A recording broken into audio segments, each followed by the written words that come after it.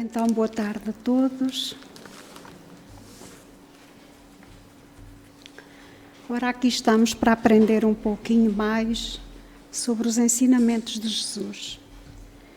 Quero agradecer, em primeiro lugar, a oportunidade que me foi dada pela espiritualidade e pela dirigente desta casa. Muito agradecida estou no fundo do meu coração por esta oportunidade. E vou partilhar convosco o ensinamento desta hora, que tem por título O Servo Inconstante. Este tema é do livro Jesus no Lar, psicografado por Chico Xavier, pelo espírito Ney Lúcio, e se intitula O Servo Inconstante. Neste capítulo, podemos estudar uma passagem onde Jesus nos dá uma grande lição de vida e que passo a ler. À frente de todos os presentes, o mestre narrou com simplicidade. Certo homem encontrou a luz da revelação divina e desejou ardentemente habilitar-se para viver entre os anjos do céu. Tanto suplicou essa bênção ao Pai que, através da inspiração, o Senhor o enviou ao aprimoramento necessário com vistas ao fim a que se propunha. Por intermédio de vários amigos, orientados pelo poder divino, o candidato, que demonstrava acentuada tendência pela escultura, foi conduzido a colaborar com o antigo mestre, em mármore valioso. No entanto, a breve tempo, demitiu-se, alegando a impossibilidade de submeter-se a um homem ríspido e intratável.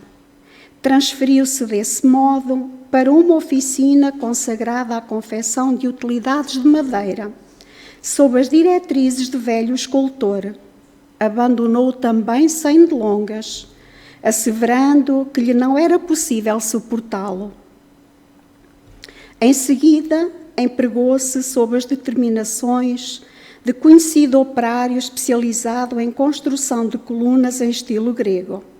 Não tardou, entretanto, a deixá-lo, declarando não lhe tolerar as exigências. Logo após, entregou-se ao trabalho, sob as ordens de experimentado escultor de ornamentações em arcos festivos, mas, finda uma semana, fugiu aos compromissos assumidos, afirmando haver encontrado um chefe por demais violento e irritadiço. Depois, colocou-se sob a orientação de um fabricante de arcas preciosas, de quem se afastou em poucos dias, a pretexto de se tratar de criatura desalmada e cruel.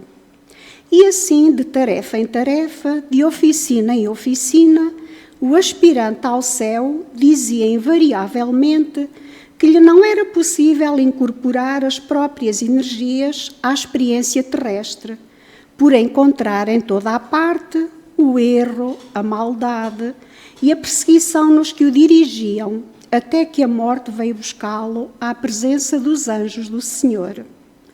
Com surpresa, porém, não os encontrou tão sorridentes quanto aguardava.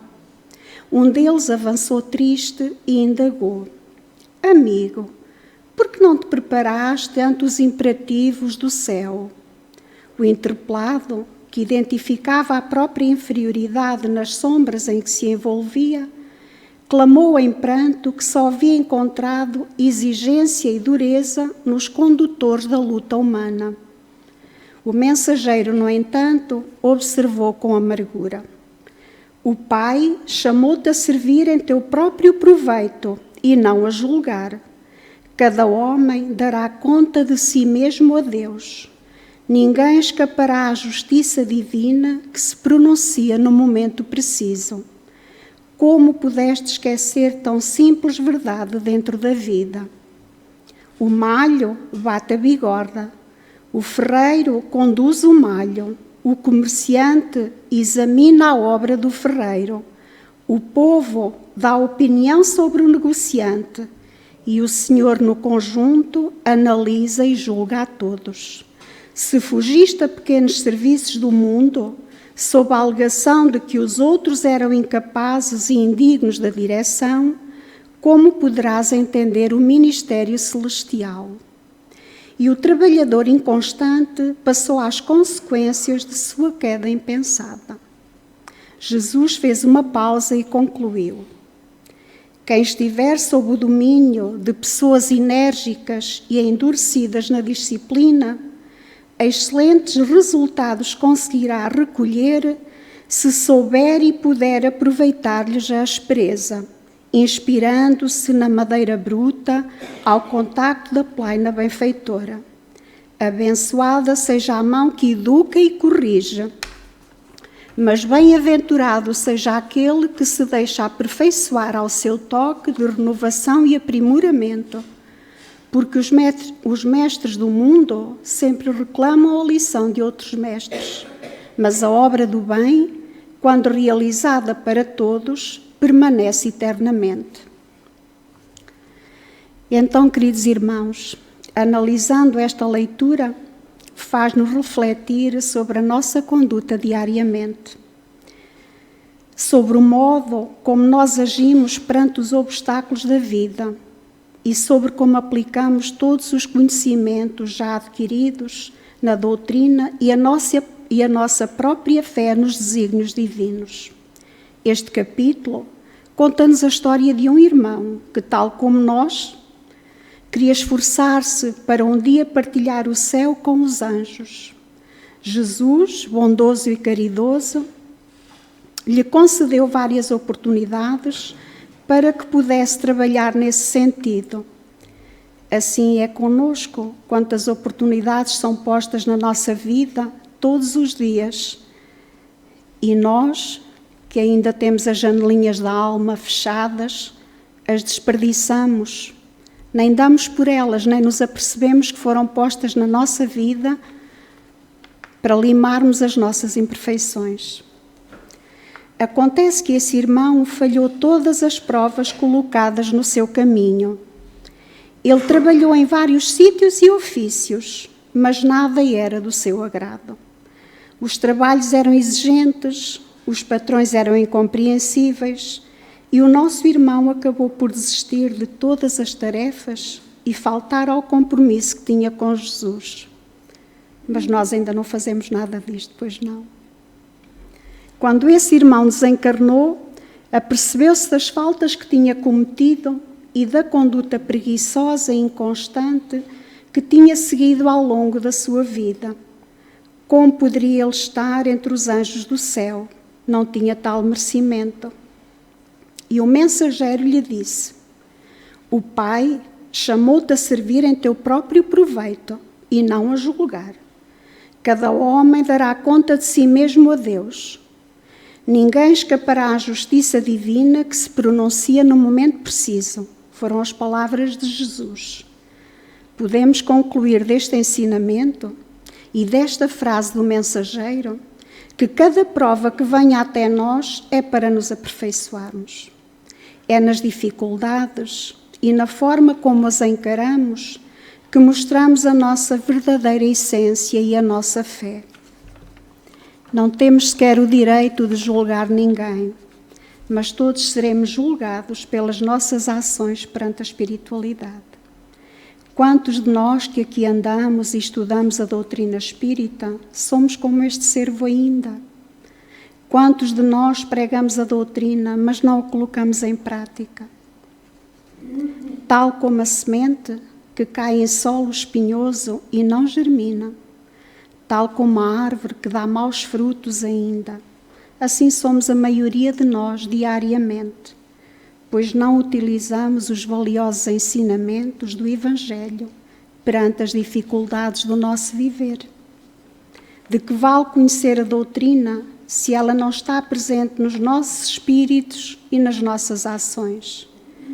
É fundamental termos o conhecimento, mas será o suficiente? Não, pois que sem a ação não caminhamos em direção a Jesus. No Evangelho segundo o Espiritismo, na parábola do bom samaritano, nos ensina o que é preciso para sermos salvos.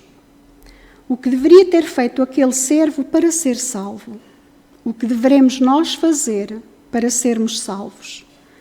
Todos os ensinamentos de Jesus se resumem na caridade e na humildade, virtudes contrárias ao orgulho e ao egoísmo.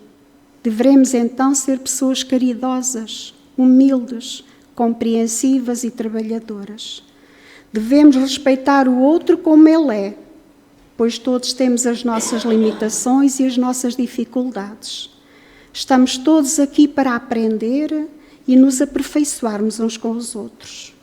Sobre estas questões, também nos é explicado no livro Jesus no Lar, no capítulo Os Instrumentos da Perfeição, que as pessoas com as quais nos cruzamos na Terra são os mais importantes instrumentos para a edificação de nós mesmos e que o Pai apenas nos concede os obstáculos de acordo com a nossa capacidade de os resolver. Nesse mesmo capítulo é dito que em todas as ocasiões o ignorante que se cruza conosco representa para nós um campo de bênçãos, porque temos a oportunidade de esclarecer um pouquinho quem está atrás de nós, como aqueles que estão à nossa frente têm a bondade de nos esclarecer a nós. O mal é desafio que nos põe a bondade à prova. O ingrato é um meio de exercitarmos o perdão. O doente é uma lição para a nossa capacidade de socorrer. Queridos irmãos, não há nada que venha a nós sem o merecermos. O Pai do céu não coloca nada no nosso caminho que não possamos suportar. Não há mérito sem trabalho e esforço. Por isso, cabe-nos a nós ter a coragem de não arrepiar caminho. Não queremos ser servos inconstantes. Queremos ser servos fiéis e merecedores da abençoada oportunidade da reencarnação. Vamos assumir o compromisso que nos propusemos realizar quando a planificação da nossa reencarnação. Compromissos que trouxemos conosco quando partimos da pátria espiritual e que tantas vezes nos esquecemos. Porque ainda, para não nos custar tanto ouvir, ainda andamos muito distraídos nas nossas responsabilidades, nos nossos compromissos. Vamos ao trabalho, queridos irmãos. Não percamos mais tempo com a preguiça ou em tarefas fúteis que em nada contribuem para a nossa evolução espiritual. Não percamos tempo a julgar os demais, mas sim a nós mesmos e a nos melhorarmos. Não percamos tempo com sentimento de ódio e de rancor, mas sim com o perdão. Sabermos perdoar aos outros, para que também os outros possam perdoar as nossas faltas. Não percamos tempo a humilhar, mas sim a fazer a caridade. E para terminar, gostaria que ficasse gravado nos nossos corações este tão grande ensinamento de Jesus, que tudo resume. Fazer aos outros o que desejamos que os outros nos façam a nós. Que Jesus nos abençoe em cada momento do nosso viver. Que assim seja.